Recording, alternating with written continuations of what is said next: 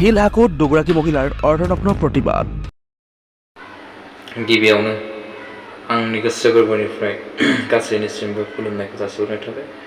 दिनैनि दिनाव गोबां साननो गोनां बाथ्रा। मणिपुराव नङा, दिनै जोंनि आसामावनो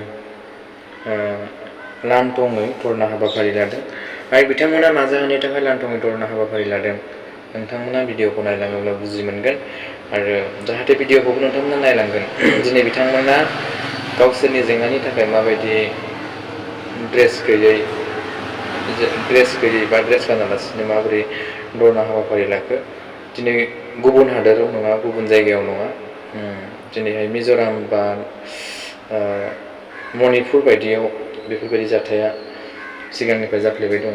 नाथाय अब्लाबो दिनैनि दिनाव जोंनि आसामाव बेफोरबायदि धरना हाबाफारिया सोलिदों।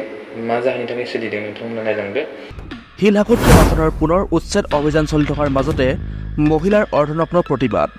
আজি পুৱাৰে পৰা হিলহাকত প্ৰশাসনৰ চলি আছিল উচ্ছেদ অভিযান আৰু সেই সময়তেই মহিলাসকলে অৰ্ধনগ্ন হৈ প্ৰতিবাদ কৰিছিল। আৰক্ষীয়ে 20গৰাকীকৈ প্ৰতিবাদকাৰী মহিলাক আটক কৰিছে আৰু জানিব পৰা অনুসৰি আটকাধীন মহিলাৰ ভিতৰত এগৰাকী গৰ্ভৱতী মহিলাও আছিল।